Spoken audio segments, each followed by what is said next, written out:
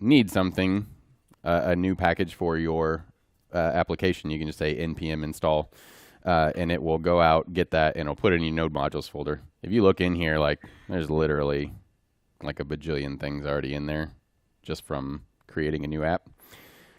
So like a lot of these things don't do particularly complicated things. It's just things that have been done well once, and there's no reason to redo them. So you can just go out and get those. So like when we install, make a React thing, there are a lot of small dependencies for that. So that's what a lot of these node modules are. You don't have to mess with this. It keeps track of that itself.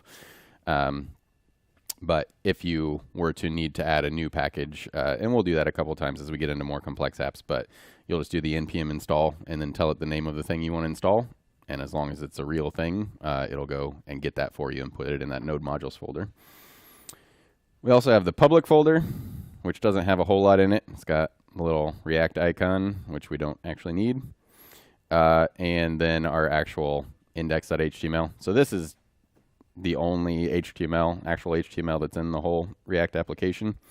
And you can see outside of some comments and tags, like this is really the only thing that matters, is that empty div, which is where React app is going to attach. And then the main thing where all your stuff is going to go is in the source folder. All these are generated by default. It gives you this basic app component, which just says welcome to React, and then like some instructions to get started. You've got index.js, so this is where that attachment of the app to the actual HTML happens. So this is where we do React DOM render, tell it to put the app in that empty div with the ID of root. That does generate a basic test file for you. We haven't gone over testing yet. We'll probably go over that later. So we're not going to worry about that right this second, but it does auto-generate you a test file as well. Basically just one that tests that your app renders without crashing. And then your CSS file. So it has just a few basic CSS things. But yeah, you can add whatever styles you want in here.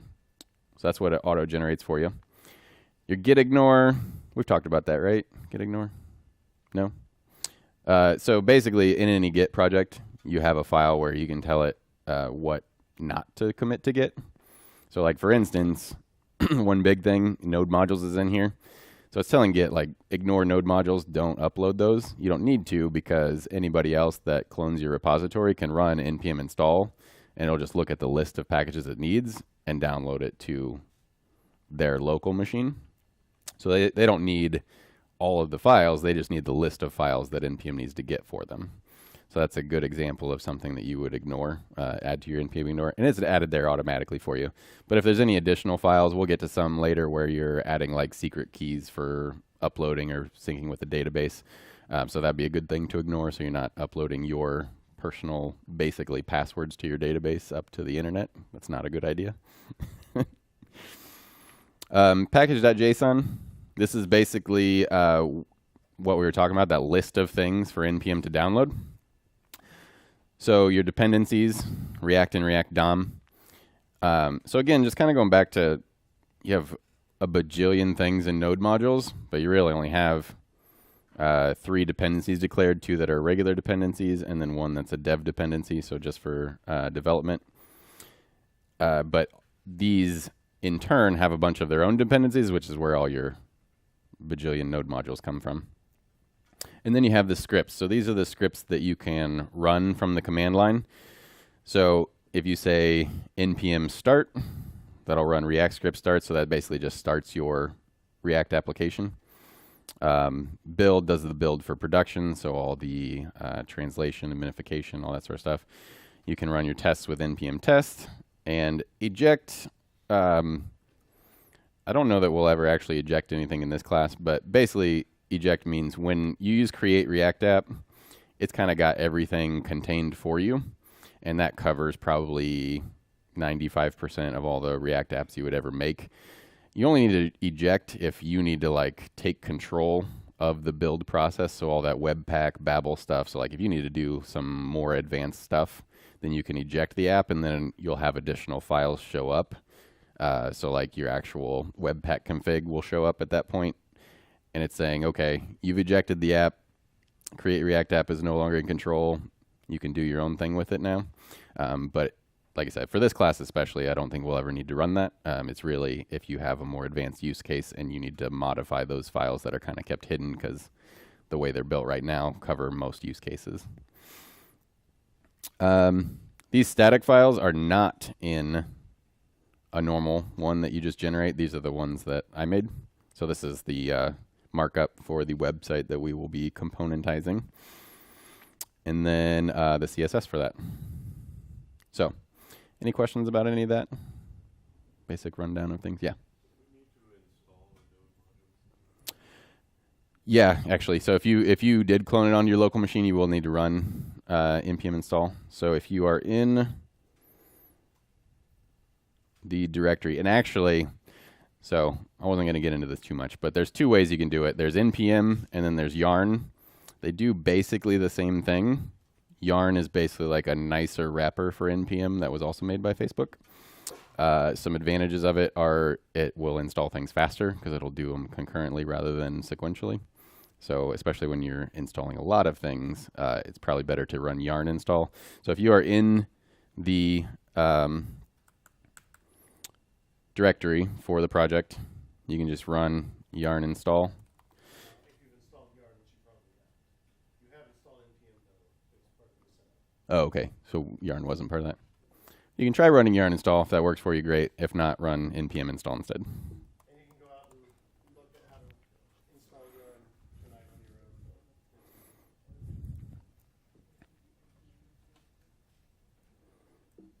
own.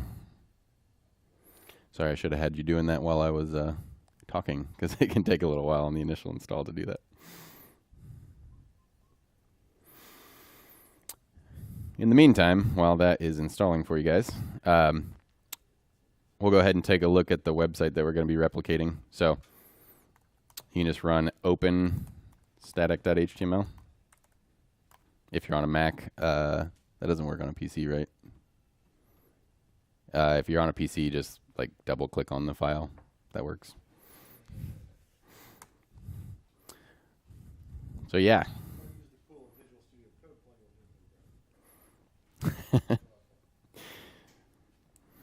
So this is our totally sweet blog for dwarves in Middle Earth. You can see we got a nice header here with some nav links. We've got our main article over here. A little avatar for the author. A sweet ad for hammers.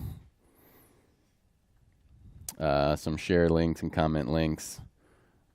Some other great links if you're a single orc in Indianapolis. Or mine 20% more gold with this one weird trick. Doctors hate him. And then a little footer at the bottom. Well, there we go. Got it to go away. So, just looking at this markup, what are some things that you would break into components? Yeah, Steve. The actual article itself. The article itself? Yep. So that's a good idea. So this, you can kind of see this chunk of stuff. The main article could be a component. What else? Yeah. Yep. So the nav links could be its own thing. Because again, you know, we kind of gave that example in the initial intro. It's possible, and I would say likely, that those nav links are going to show up on every page. So yeah, it'd be a good thing to componentize. What else? Yeah, the ad.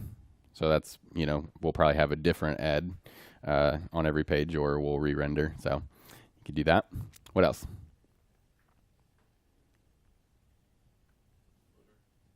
Yep. So the footer could be its own component. Anything else? The 4 links. So the 4 links themselves could be a component. What about the links individually? Yeah, so you could have a component that basically is 4 links together, and then the link itself could be a subcomponent of that, right? Because they're basically the same. It's a background picture and a title, right? But so even though those change, the basic structure of them does not. So you can kind of see how when you start breaking things into components, you make things a lot easier for yourself because you don't have to keep duplicating the same markup over and over, because you can just tell React, I need 4 links of this stuff, and it'll just go ahead and render those for you because the markup itself is the same, right? So let's do, does everybody have their install done that was trying to do that? Still working on it, a couple of them. So what we're going to do, I'm going to check out a branch here because I want to. We're going to start the initial moving things from this static HTML into being actual in the React app, right? So if I run the React app right now with yarn or npm start, either one works fine. I'll use npm since I know you guys all have that. So this will actually start a web server for us, and it will go ahead and load the page. So this is what you see when you have just created a Create React app. Gives you a nice welcome to React, sweet little rotatey logo. That's awesome. But obviously that is not the markup that we want. So we need to put this markup into the app. So when we're looking at our app.js, right now, again, this is the markup that's in there. Not what we want. Let's go ahead and put our, so step one, let's just make the whole thing one component, right? And then we can break it out further as we go. So let me open up static HTML. So we probably want all of this stuff. So when we look at our index HTML that was created for us, you can see we've already got the head tag, we've got the body tag, everything's going to go inside the body. So when we're looking at our static HTML, we just want to grab everything that's already inside the body, right? Because we already have the rest of it. So you can just highlight all that, which is a lot of stuff. And do a copy of that. And then go over to app.js. And I think, I'm trying to remember the way I did this. Did I leave it in the, remember everything has to be enclosed in one main element, so we'll leave the app div on the outside and then just paste all that in there. So now all that markup is in app.js. And it really screwed up all my indentation. There we go. Cool. Now the nice thing about the server is that it does live reload.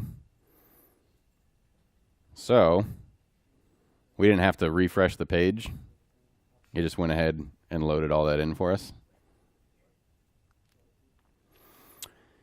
So it'll do that live updating automatically for you every time you save a change. As you can see, this doesn't quite look the same yet. What's the main thing that we're missing? All the CSS, right? So let's get our CSS over as well. So that's in static.css. And really, we're going to take, I'm just going to do a Command A to select everything and copy it. And then on our app CSS, we don't really need any of these original styles that were in there, because that's for just the basic app. You can paste that in. And let's see what that looks like. So better, but not great yet. Did I grab everything?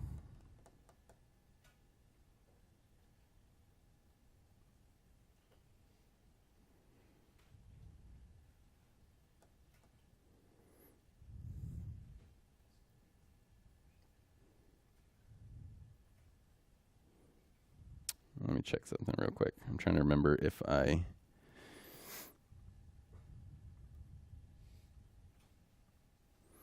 kept it in there or not.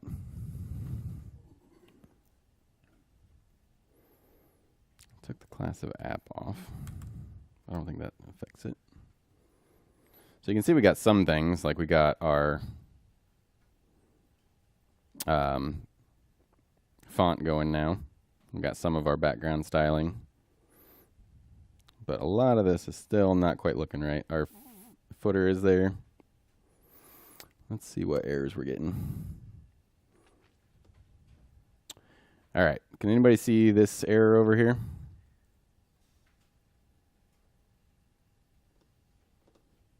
No? Somebody closer up, can you read that?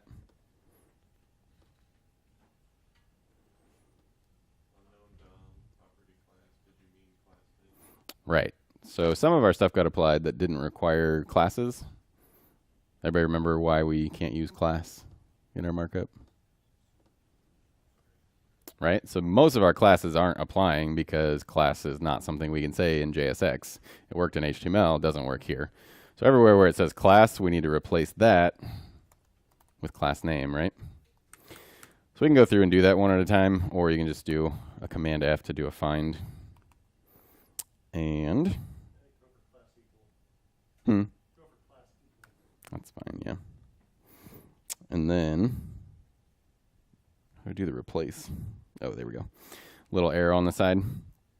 Say we want to replace that with class name equals. So you can either go through one at a time and replace those with this button, which is kind of nice if you're not 100% sure that you want to do all at one time.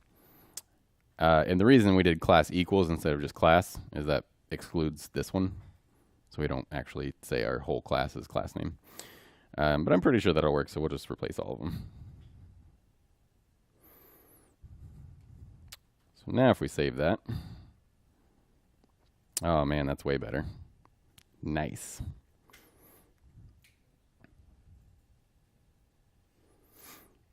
Still missing a couple things. So you can see some of these fonts no longer apply. They should all be the same font.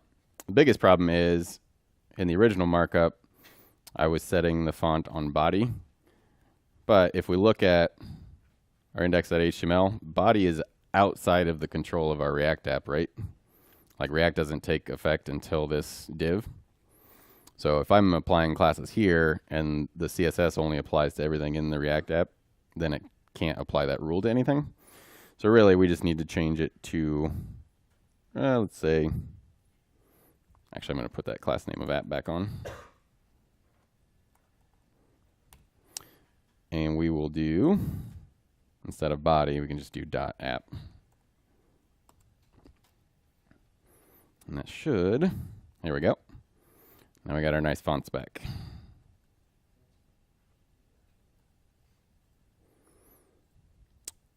That's pretty good. Everything looked basically the same as our original now. Probably worth committing. We can say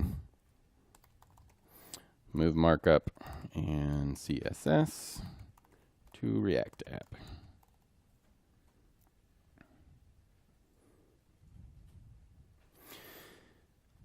Cool. I know we're running out of time. I was hoping to get a little bit further with this, but that's fine.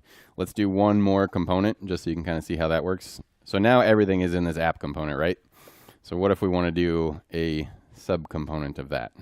Probably a good place to start would just be at the top of the page, like make this whole header something, right? So let's do that real quick. So step one, we're going to need to make a new file, right? So you can just do a new file in your source folder.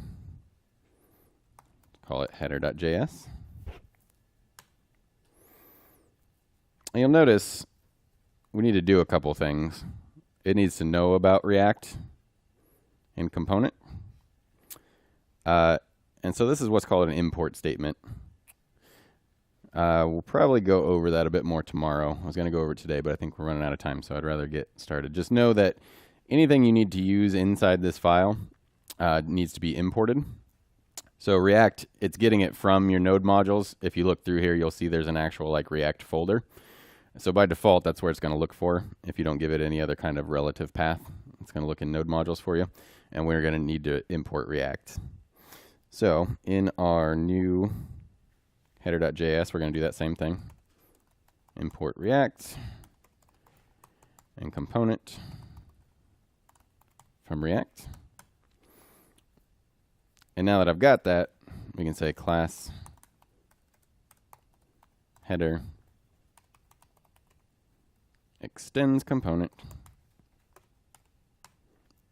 And although I hate this, in React, you name your file name exactly the same as the class, capital letters included.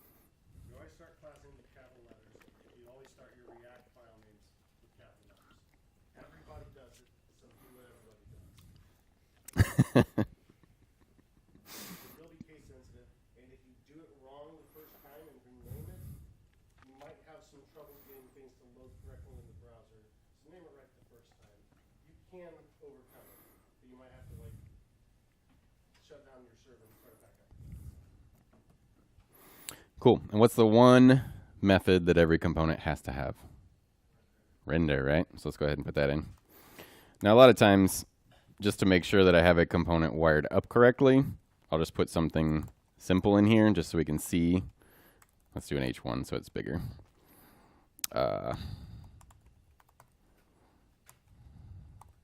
Just so I can see it on the page and make sure that it's actually going to show up. Now we do, so to import something, that means it has to be exported somewhere. So since we're going to use header in the main app.js, we're going to have to export this. The syntax for that is just export default and then the name of the thing we're exporting. So if I'm exporting it from here, where do we need to import it at? In app, yep. So we'll just add that. We don't need the logo anymore. Let's get rid of that. And we'll go ahead and import that. So import header from. It's in the same, so the dot means same folder, and then header, right? And for now, let's just render this right at the top of the page and say that we want to put our header in there. So when that reloads, oh look, header works, sweet. So the next step is we want to put this markup there instead of this, right? So let's go ahead and grab all of this. Cut that out of there. And put it in here instead. So I'm going to add parentheses because it's going to be a multi-line thing. And paste that in.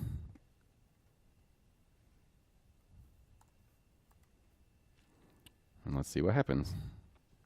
Oh, look at that. There you go. You just made a subcomponent. Pretty sweet, right? Not too bad. The one other thing that would probably be good to do.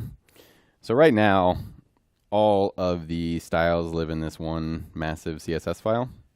But really, one of the nice things about componentizing is each component can have its own styles that apply to it. It makes it much easier to find. I mean, when you get into a full-size app, your CSS could be thousands of lines long. And if it's all in one file, it can be just about impossible to find anything. By breaking things up into components, you can have the styles that apply to that component with the actual component, so it keeps it much smaller. So we're going to go ahead and add a header.css. We're going to move all the fonts or all the things that apply specifically to the header, which I conveniently gave a class name of header. So the nav links apply to that. Let's see here. Everything with header. There we go. So you can see articles kind of where we want to stop because that's really the next chunk. So we'll cut those out and put them in header CSS instead. Let's see what that does. Oh no, it broke. That doesn't look right. What's the problem? What was that? Yeah, so it's not imported. CSS is a little different. You don't have to specifically export it. We just need to get that file into a header. So you can just say import header.css. Notice you always have to put the path. Otherwise it will look inside node modules. So if it's in the current directory, /. Cool, and now it's back to looking the way it should. Make sense? Any questions so far? All right. Think you can make things into components? Cool. So that is your homework. So the basic requirements, split the page into at least 6 total components. We've already got 1. And then we've, just through discussion, discussed quite a few other ones that you could do. Bonus credit, split it into at least 10, including components in components. So you can just kind of use that same thing. We just made header inside app. You can do that. So, for instance, you could do nav links in header if you wanted. Super bonus credit. Render the 4 article links at the bottom of the screen using map. So again, we kind of mentioned you really just need 1 component for the article link. And then you can use map to render 1 for each of the 4 items. Super mega bonus credit. If you get that far, this will start to involve state, which is why it's super mega bonus credit. You make a component. So you saw that comments button here. If I click that, I actually see like a comment field. That'd be cool. And have the text field only appear when the comments is clicked. Makes sense. And then super mega bonus credit hyper fighting. Actually display comments that are entered and submitted. Good? Awesome.